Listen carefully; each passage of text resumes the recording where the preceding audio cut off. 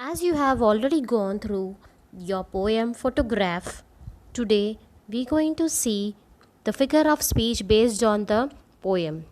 I hope you in the earlier classes in ninth and 10th you all have gone through the figure of speech. So we will be following that same figure of speech in same 11th and 12th. Okay. Now along with the poem, I am going to explain you all the figure of speech. So refer to your textbook page. Okay, and as and when the figure of speech is explained to you, make a note of it so that the figure of speech is very clear. Today we are going to start with our very first poem. Okay, after the explanation which we have already done. Okay, poem number 1, photograph. Okay, from the our book, that is Hornbill. Now check the lines. The cardboard shows me how it was when the two cousins went paddling. So this is, you can mark this as our first line from stanza 1. Okay, now you have to identify which figure of speech you will apply over here. Okay, so if we go back to our figure of speech one by one, we cannot see over here any personification because we are talking about the humans. Okay, alliteration is not applicable because cardboard and cousins sounds are different. So over here metonymy will be applied over here. Now what is metonymy? Metonymy, that means some object is related to something. Okay, and it that particular related thing, it will not be existing in the poem.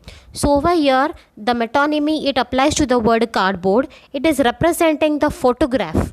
Okay, here we are in the poem, we are not getting any word, we are not able to see any word of photograph, but they are telling us a cardboard in place of photograph. So it is compared with that of the photograph, so therefore it is metonymy. So here we have seen that cardboard is mentioned, but the thing which is compared with the real object photograph, it is not mentioned throughout in the poem. We are assuming that it is a photograph, okay, besides the title of the poem. So it is metonymy. Each one holding one of my mother's hands. Hands, synecdoche, the part of the hand, it stands for the whole of the poet's mother. Repetition, again the word one which is there, one holding one of my mother's hand, the word one is repeated, okay, again and again. So for the poetic effect, so it is repetition. And she, the big girl, some 12 years or so, or all three stood still to smile through their hair at their uncle with the camera. Okay, so now if you see the figure of speech, which it will apply over here, ST sound, stood and still sound is there, ST. Both the ST sound are having the same sound. Okay, so it will be alliteration. And what alliteration, if you can see more, the and their, TH sound. Okay, the, their. Okay, both are having the similar sound, that is TH sound, alliteration.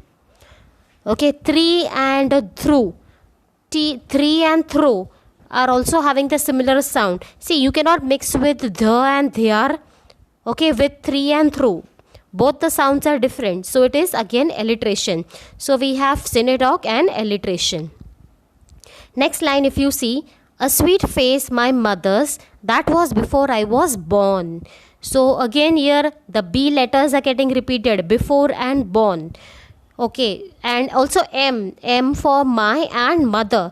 So alliteration, B sound for before and born, and M sound for my and mother. The consonants of the sounds B and M are repeated. Okay, that we have to write. The consonants for the sound B is repeated for the words before and born, and M is for my and mother.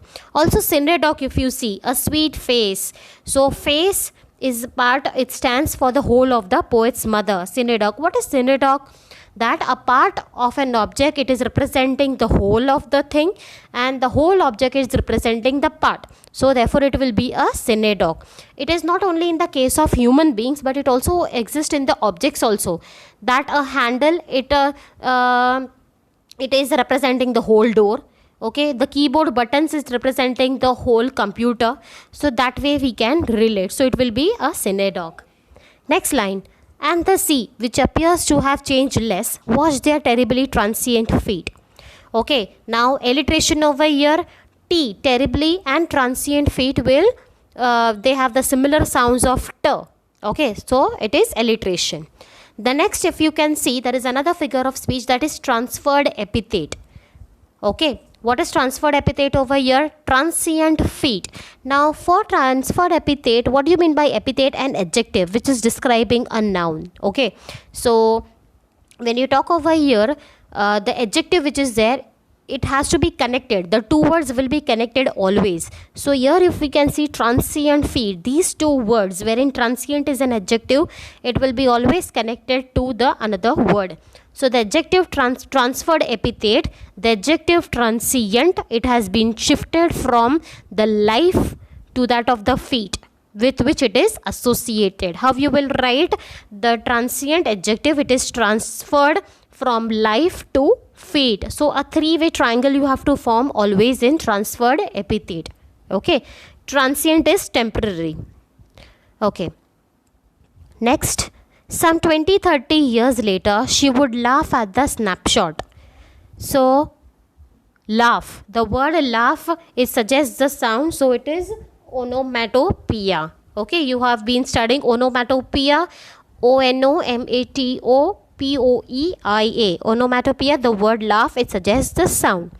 Okay, then which figure of speech can you find? Another alliteration. Yes, the sound of the consonant L, later and laugh, they have the similar sound, consonant sound L, so later and laugh, alliteration.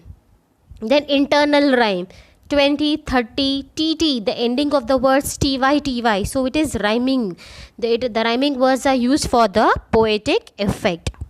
Okay, now check the next line. See Betty and Dolly, she would say, and look how they are dressed us for the beach. So again, Betty and Dolly, these are the nouns. So here we cannot say internal rhyme. Okay, they are not the words, they are the name, they are the nouns, proper noun of the person over here. So what else? Say and they, these are the ending with y sound. So rhyming words, say and they are used in the same sentence for the poetic effect.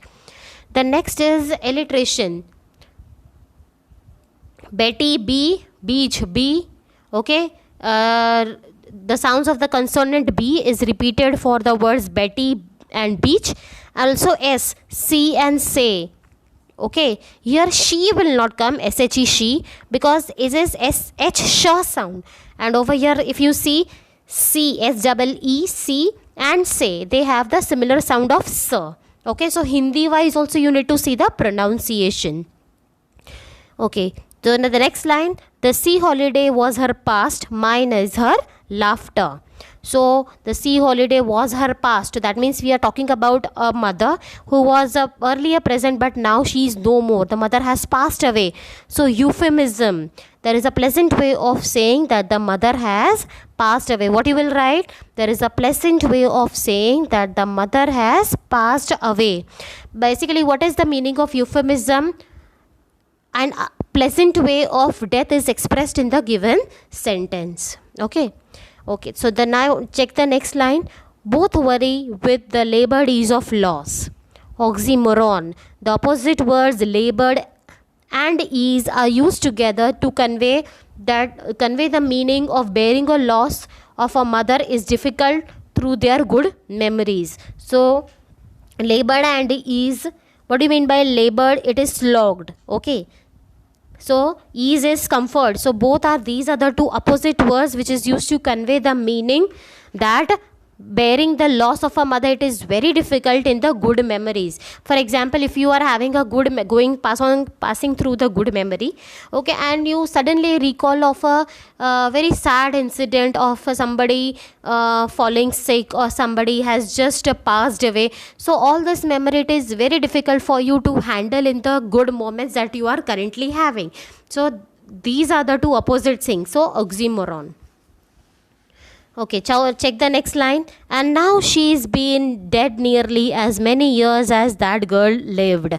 So simile, yes, there is a direct comparison. See, remember children, always wherever in a sentence in the poetic line you see the word as or like, do not directly straight away write simile, because it only applies 98% of the time that as and like is there, you are writing simile. But sometimes you have to also see that whether there is a direct comparison given in the poem or not. If there is no direct comparison and like and as is mentioned, then please do not write down simile.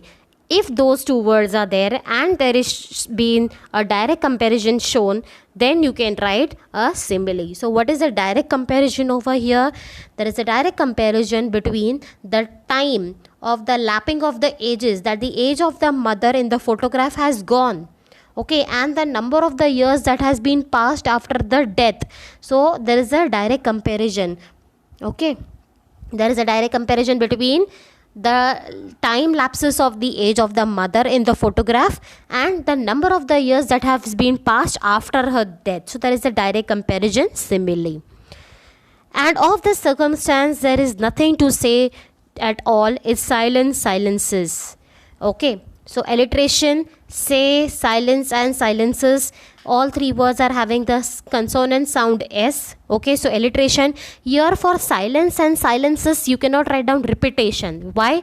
Because one, it is silence and the other is silences, both are different words, so repetition will not come, only alliteration. Three words are there, say, silence and silences. Then litotus, there is another figure of speech, litotus. Now firstly, what do you understand by litotus? There will be always a negative word which is supporting the sentence, no, not, neither, never, okay. Besides that, a sentence which expresses a loss of hope, matlab himmat haar dena, then in that sentence is also called as litotus. There is nothing to say at all, okay. So there are two meanings of nothing over here. First, nothing is the negative word nothing, and the another is that giving the loss of hope. So that is litotus. The negation, it is conveyed a positive meaning that now the poet is speechless and silent. Now silence, silences.